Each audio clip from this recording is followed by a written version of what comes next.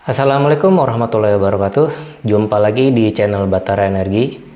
Sesuai janji saya di konten sebelumnya, pada video kali ini saya akan menjelaskan tentang asesmen atau pra-FS untuk proyek PLTS.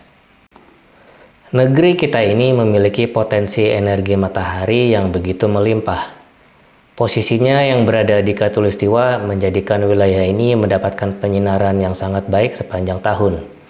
Hampir semua daerah di negeri ini memiliki potensi energi surya yang cukup besar. Dengan kondisi demikian, idealnya harusnya semua tempat di negeri ini bisa dipasang PLTS, bukan? Ternyata tidak. Tidak semua tempat cocok untuk dipasang PLTS. Ada yang luas atapnya terlalu kecil, ada yang strukturnya tidak kuat, ada yang kena bayangan, dan lain sebagainya.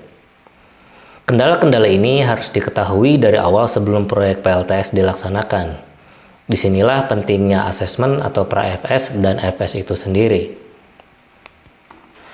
Ada lokasi tertentu, bangunan tertentu, tidak cocok untuk dibangun PLTS. Jika dipaksakan, justru akan menimbulkan banyak masalah di kemudian hari. Misalnya, produksi energinya terlalu kecil sehingga tidak cukup untuk memenuhi kebutuhan energi harian.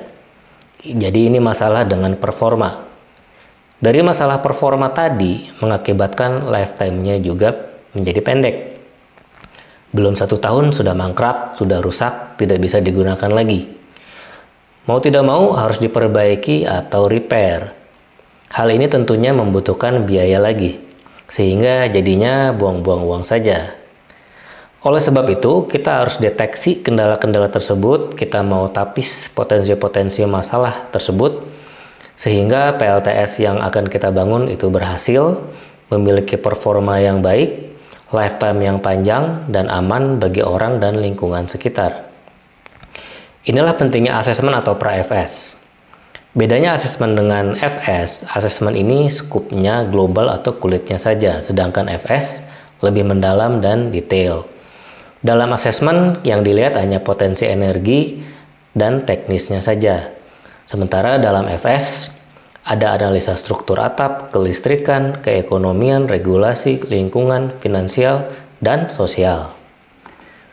Untuk melakukan asesmen, kami membutuhkan data-data awal dari calon pengguna. Berikut adalah data awal yang dibutuhkan dalam proses asesmen ini, yaitu yang pertama, detail lokasi berupa alamat, koordinat, atau link Google Map. Yang kedua, detail calon pengguna, baik perorangan atau badan hukum. Yang ketiga, konsumsi listrik harian atau billing PLN terakhir. Yang keempat, informasi daya listrik PLN. Ini opsional. Yang kelima, load profile, juga opsional. Dan keenam, foto atap, juga opsional. Jadi caranya, silakan Anda hubungi kami lewat telepon, email, WhatsApp, Instagram, Facebook, video call, Zoom meeting, MS Team, dan lain-lain. Kemudian siapkan informasi-informasi tersebut. Kami juga akan meminta Anda untuk mengirimkan informasi tersebut untuk kami analisa. Setelah informasi tersebut kami terima, maka dalam waktu 3 hari kami akan berikan hasil asesmennya kepada Anda. Kali ini kami akan berikan dalam format presentasi, jadi sebaiknya disampaikan lewat video call, Zoom meeting, atau MS Team. Contoh hasil asesmennya bisa Anda lihat di layar berikut. Berikut adalah contoh proposal sistem PLTS off-grid untuk Peace Corps Indonesia di Balai Desa Leminggir, Kabupaten Mojokerto.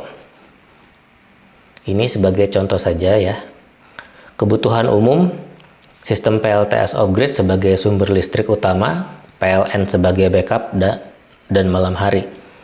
Konsumsi listrik harian dibulatkan ke 34 kWh dan tidak ada backup genset. Load profile-nya seperti ini contoh yang sangat baik ya. Jadi mereka sudah membuat daftar peralatan listrik yang digunakan, jumlahnya berapa, dayanya berapa, dan durasi pemakaiannya berapa lama, sehingga kami bisa hitung kebutuhan listrik hariannya di berapa kWh. Berikut adalah potensi energi surya untuk lokasi tersebut.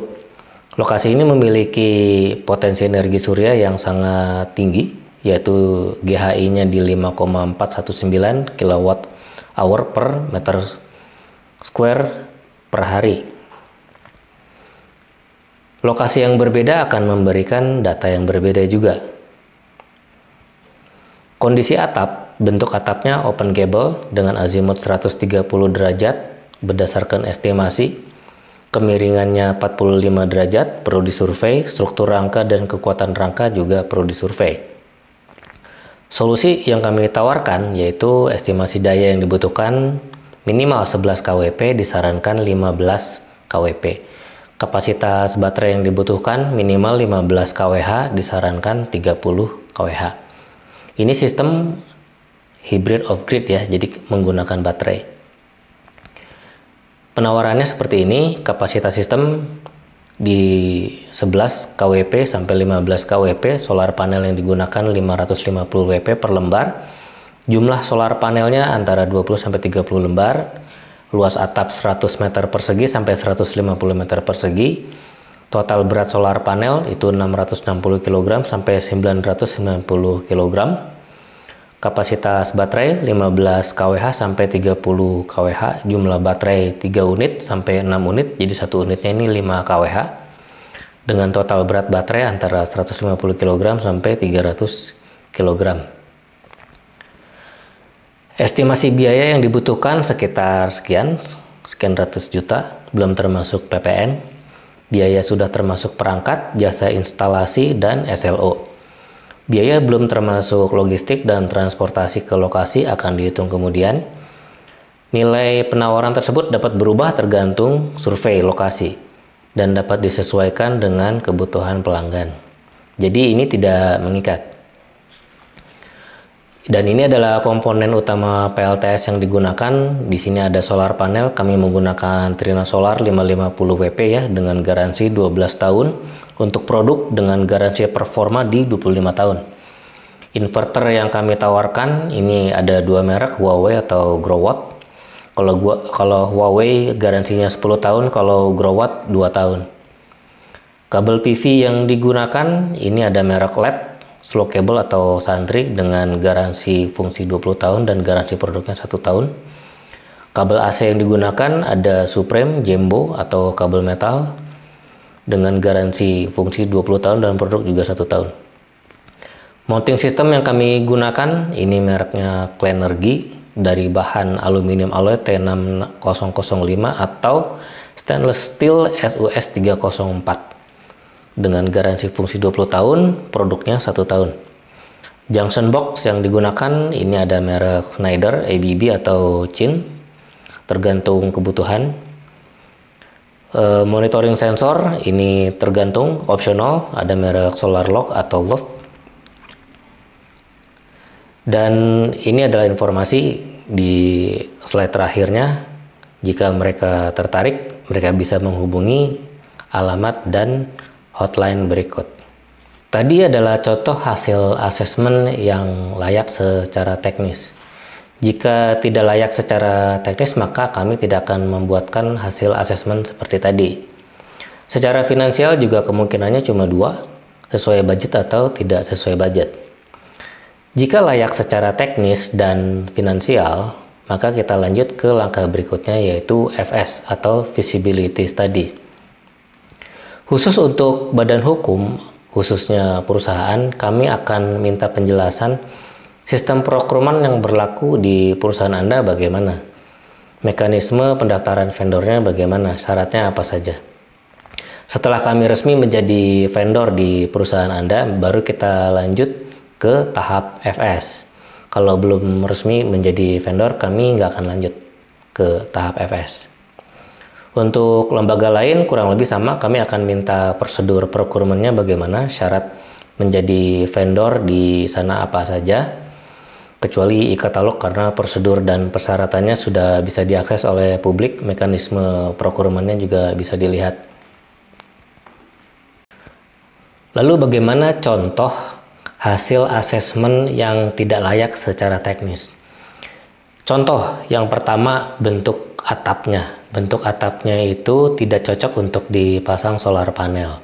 Misalnya di rumah-rumah ibadah di Indonesia pada umumnya kebanyakan itu atapnya tidak flat.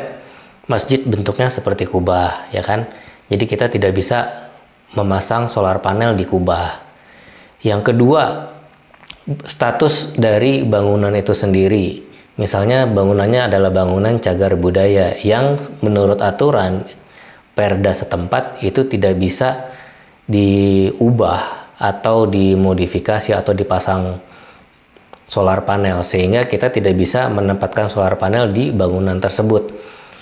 Solusinya kita harus cari bangunan di dekatnya, di sekitarnya yang bisa kita pasang, tapi bukan di bangunan cagar budaya tersebut.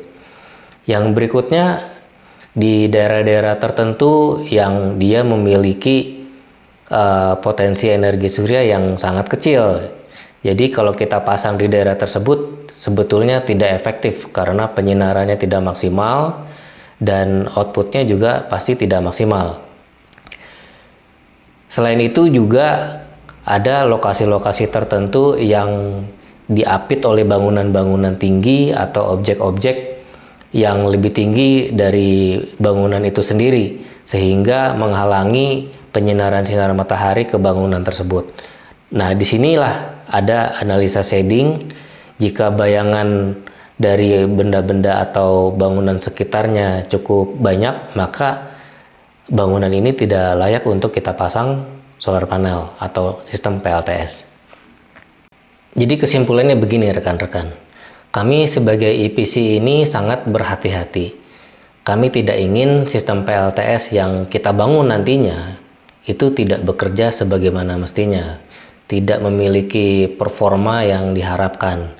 Oleh sebab itu, kita harus ketahui dari awal apakah proyek PLTS ini layak dilanjutkan atau tidak. Jadi di sini kami tidak semata-mata mengejar penjualan atau mengejar total kapasitas terpasang. Yang penting orang pasang. Padahal secara teknis itu banyak masalah, tidak memenuhi aspek-aspek yang diperlukan. Nah, bagaimana rekan-rekan? Sudah siap untuk proses asesmen? Jika sudah siap, rekan-rekan bisa menyiapkan informasi yang dibutuhkan dan menghubungi kami melalui nomor yang kami siapkan di link deskripsi video ini. Sampai ketemu di konten berikutnya. Saya Ilham dari Batara Energi. Wassalamualaikum warahmatullahi wabarakatuh.